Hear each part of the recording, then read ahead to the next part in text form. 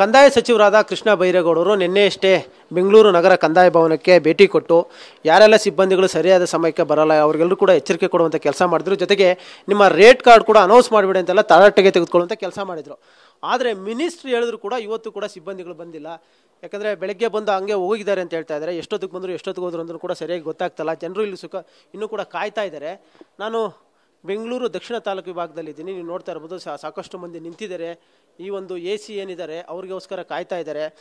ಅವ್ರ ಮೇಲೆ ಸಾಕಷ್ಟು ದೂರುಗಳಿದ್ವು. ಹೀಗಾಗಿ ನಿನ್ನೆ ಸಚಿವರು ಭೇಟಿ ಕೊಟ್ಟು ಒಂದು ವಾರ್ನಿಂಗ್ ಕೊಡುವಂಥ ಕೆಲಸ ಮಾಡಿದ್ರು. ಯಜಮಾನ್ರೆ ಸ್ವಲ್ಪ ನಿಂತ್ಕೊಳ್ಳಿ. ಎಷ್ಟೊತ್ತಿಂದ ಕಾಯ್ತಾ ಇದ್ದೀರಾ? ಏನೆಲ್ಲ ಇಲ್ಲ ಅವ್ಯವಸ್ಥೆ ಇದೆ? ಅಲ್ಲ, ಇಡೀ ಈ ಇಲಾಖೆಯ ಅವ್ಯವಸ್ಥೆ ಮಾಧ್ಯಮದವ್ರಿಗೆ, ಲೋಕಾಯುಕ್ತವ್ರಿಗೆ, ಮಿನಿಸ್ಟ್ರುಗಳಿಗೆ ಎಲ್ಲ ಗೊತ್ತಿದ್ದು. ಸಿದ್ದರಾಮಯ್ಯನವ್ರಿಗೆ ಅಲ್ಲಿ DK ಶಿವಕುಮಾರ್ ಎಲ್ಲರೂ ಗೊತ್ತಿರ್ತದೆ. ಆದರೂ ಯಾರು ಕ್ರಮ ತಗೊಳ್ಳೋದು. ಹಾಗಾಗಿ ಅಧಿಕಾರಿಗಳು ಹಾಗೆ ಮಾಡ್ತಾರೆ ಅಷ್ಟೇ.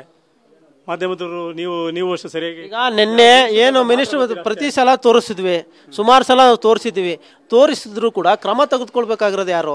ಸಾರ್ವಜನಿಕರು. ನೀವು ಕೂಡ ಪ್ರಶ್ನೆ ಮಾಡುವಂಥ ಕೆಲಸ ಮಾಡಬೇಕು. ನಾವು ಬಂದಂಥ ಸಂದರ್ಭದಲ್ಲಿ ನನಗೆ ಹಾಕಿತ್ತು ಎಲ್ಲರೂ ದೂರ ಹೋಗ್ಬಿಡ್ತೀರಾ. ನಿಮ್ಮ ಥರ ಯಾರು ಧೈರ್ಯ ಮಾಡಲ್ವಾ? ಈಗ ಹೇಳಿ ಏನೇನು ಸಮಸ್ಯೆ ಆಗ್ತಾ ಇದೆ ಇಲ್ಲಿ? ಏನು ಸಮಸ್ಯೆ? ಯಾವ್ಯಾವ ಕಡಿತ ಬಂದರೂ 1 ತಿಂಗಳು 2 ತಿಂಗಳು ಸೈನ್ ಮಾಡಲ್ಲ ಯಾವುದು ಸೈನ್ಗಳು. ಅವ್ರ ಬೇಡಿಕೆ ಈಡೇರಿದ ಮೇಲೆ ಅವ್ರ ಸೈನ್ಗಳಾಗೋದು. ಕೃಷ್ಣ ಬೈರೇಗೌಡರು ಮಾನ್ಯ ಈ ಇಲಾಖೆ ಸಚಿವರು, ಇವರು ಬೇರೆ ಕೊಪ್ಪಳ, ರಾಯಚೂರು ಎಲ್ಲ ನಾನು ಸಿಂಪಲ್ಲಾಗಿ ಬ್ಯಾಗ್ ಹಾಕ್ಕೊಂಡು ಒಬ್ಬ ಟ್ರೈನಲ್ಲಿ ಹೋಗಿದ್ದೆ ಸಿಂಪಲ್ ಮನುಷ್ಯ ಅಂತ ಹೇಳಿ ತೋರಿಸ್ಬಿಟ್ರಾಗಲ್ಲ.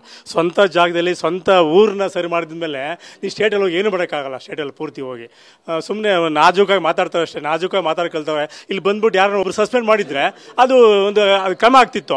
ಮಿನಿಸ್ಟ್ರಿಗೆ ಒಂದು ಬೆಲೆ ಬರ್ತಿತ್ತು. ಸುಮ್ಮನೆ ಬಂದ ಪುಟ್ಟ ಅಂತ ಹೋಗ್ಬಿಟ್ರೆ ಅವ್ರು ಮಾಮೂಲಿ ಆಗುತ್ತೆ. ಮಾಧ್ಯಮದವರು, ಲೋಕಾಯುಕ್ತರು, ಮಿನಿಸ್ಟ್ರುಗಳು, ಸರ್ಕಾರ ಎಲ್ಲ ಹಂಗೆ ಇದ್ದಾರೆ ನೀವೆಲ್ಲ. ಹಾಗಾಗಿ ನಾವು ತೋರಿಸೋ ಕೆಲಸ ಅಂತ ಮಾಡ್ಬೋದು, ಆಕ್ಷನ್ ಮಾಡ್ಬೇಕಾಗಿರಂತ ಯಾರು? ನೀವು ಗಟ್ಟಿಯಾಗಿ ಸಾರ್ವಜನಿಕ ಒಗ್ಗಟ್ಟಿಂದ ಓಡಾಡಬೇಕು. ನಾವು ಓಟ್ ಆಗೋ ಸಂದರ್ಭದಲ್ಲಿ ಯೋಚನೆ ಮಾಡ್ಬೇಕಲ್ವಾ? ಓಟ್ ಪ್ರಶ್ನೆ ಬರಲಿ. ಓಟ್ ಜನಗಳು ಏನ್ ಗೊತ್ತಾ, ಇದನ್ನ ನೀವು ಎಷ್ಟು ಸಲ ಪ್ರಶ್ನೆ ಮಾಡಿದ್ರಿ? ನಾ ಸಿಂಪಲ್ ಆಗಿ ಕೇಳ್ತಿದ್ದೀನಿ. ಈ ಕೃಷ್ಣ ಬೈರೇಗೌಡರು ನೆನೆ ಬಂದಿದ್ದಾರೆ. ಈಗ ಎಷ್ಟು ಸಲ ನೀವು ಇದನ್ನ ಪ್ರಶ್ನೆ ಮಾಡಿದ್ದೀರಾ? ಈಗ ನಾವು ಬಂದಿದ್ದಕ್ಕೆ ಅಷ್ಟೇ ಕೇಳ್ತಿದ್ದೀರಾ.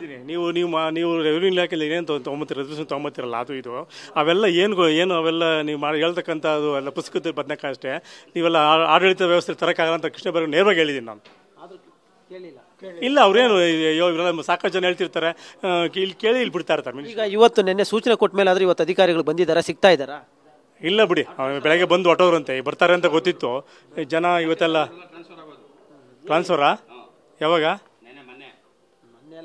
ಬಂದ್ಮೇಲೆ ಇವತ್ತು ಅಧಿಕಾರಿಗಳು ಈಗ AC ಬೆಂಗಳೂರು ಸೌತ್ AC ಸಿಗ್ತಾ ಇದ್ದಾರಾ? ಇಲ್ಲ ಬಿಡಿ, ಅಲ್ಲಿ ಒಂದು ಬರ್ತಾರೆ. ಯಾವ್ದು ಜನ 6 ಗಂಟೆ ಮೇಲೆ ಬಂದ್ಬಿಟ್ಟು ಯಾವಾಗ ಕೆಲವು ಬೇಕಾದ ಸೈನ್ ಹಾಕ್ಬಿಟ್ಟು ಮನೆಗೆ ಹೋಗ್ಬಿಡ್ತಾರೆ. ಡಿಮ್ಯಾಂಡ್ ಬೇರೆ ಯಾವ ಸಾರ್ವಜನಿಕ ಕೆಲಸ ಏನಾಗ್ತಿಲ್ಲ. ಸಂಬಂಧಪಟ್ಟ ಯಾರು ಆಮೇಲೆ ಜೊತೆಗೆ ಶಾಸಕರು ಅವರು ಬೆಂಗಳೂರಲ್ಲಿ ಹೆಸರು ಮಾತ್ರ ಅಷ್ಟೇ. ಯಾರು ರೆವಿನ್ಯೂ ಇಲಾಖೆ ಬಗ್ಗೆ ಯಾರು ತಲೆ ಕೆಡಿಸ್ಕೊಳ್ಳಲ್ಲ. ನಿಮ್ಮ ಹೆಸರು ಬೇಕನ್ರಿ? ಹೆಸರು ನಾರಾಯಣಸ್ವಾಮಿ ಅಂತ, ಚಿಕ್ಕನಲ್ಲಿ ಮಾಜಿ ಗ್ರಾಮ ಪಂಚಾಯತ್ ಸದಸ್ಯರಿ. ನೀವೆಲ್ಲ ಎಷ್ಟೊತ್ತಿಂದ ಕಾಯ್ತಾ ಇದ್ದೀರಾ? ಏನು ಕೆಲಸ ಆಗಬೇಕಾಗಿತ್ತು?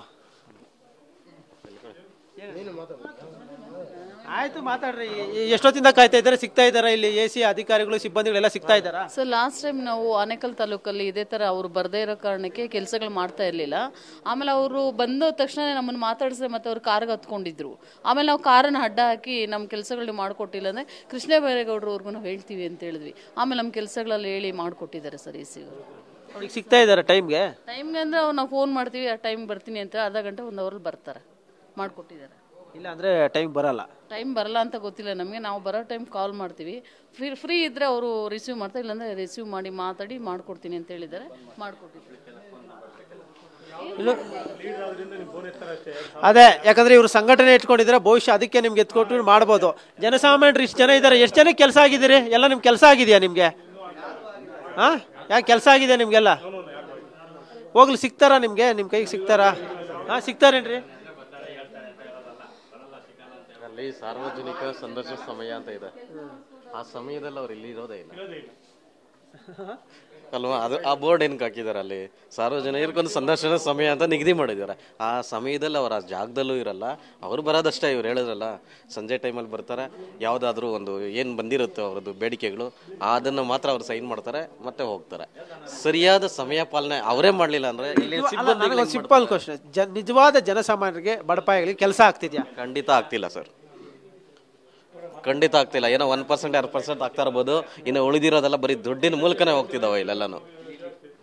ಯಜಮಾನ್ರೆ, ಎಲ್ಲಿಂದ ಬಂದಿದ್ರಿ ನೀವು? ಸರ್, ಆನೇಕಲ್ ತಾಲೂಕು. ನಾವು ಬಂದಾಗೆಲ್ಲ ಸಿಗ್ತಾನೆ ಇಲ್ಲ, ಬಂದ್ರೂ ಸತ ಮಾಡ್ಕೊಡ್ತೀವಿ ಅಂತಲೇ ಹೋಯ್ತಾರೆ ಅಷ್ಟೇ. ಕೇಳಿದ್ರೆ ಎಷ್ಟು ದಿನಗಳಿಂದ ಓಡಾಡ್ತಾ ಇದ್ದೀರಾ? ಸುಮಾರು 3 ತಿಂಗಳಿಂದ ಬರ್ತಾನೆ ಇದೆ.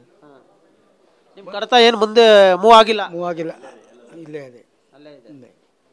ಇದೆ. ಈಗ ನಿನ್ನೆ ಮಿನಿಸ್ಟ್ರು ಬಂದು ಇನ್ಮೇಲೆ ಎಲ್ಲರೂ ಅಧಿಕಾರಿಗಳು ಇರಬೇಕು, ಕೆಲಸ ಮಾಡಬೇಕು ಅಂತ ಇದ್ರು. ಏನೋ ಇವತ್ತು ಸಿಕ್ಕಿದ್ರಾ? ಎಲ್ಲಿ ಸಿಕ್ಕರು? ಅಯ್ಯೋ ಬಂದ ಬರೋದಕ್ಕೆ ಹೋಗವ್ರೆ ಅಂದ್ರೆ ಕೆಲಸ ಮಾಡ್ತಾ ಇಲ್ಲ. ಇನ್ನು DC ಅವ್ರು ಸಿಗ್ತಾರೆ, ಭೇಟಿ ಮಾಡ್ತಾರೆ. ಅವರು ಇಲ್ಲಿ ಲೆಟ್ರ್ ಕಳ್ಸವ್ರೆ, ಒಂದು ವಾರಕ್ಕೆ ಇಲ್ಲಿ ಕಳ್ಸವ್ರೆ ಲೆಟ್ರು. ಇವ್ರು ಮಾತ್ರ 3 ತಿಂಗಳು ಇಲ್ಲೇ ಮಾಡ್ಕೊಂಡವ್ರೆ. ಏನೋ ಅಂದರೆ ಬೆಂಗಳೂರು ದಕ್ಷಿಣ ವಿಭಾಗದವರು ಅಧಿಕಾರಿ ಸಿಗ್ತಾ ಇಲ್ಲ, ಯಾರಿಗೂ ಸಿಗ್ತಾ ಇಲ್ಲ. ಸಿಕ್ಕಿದಾಗ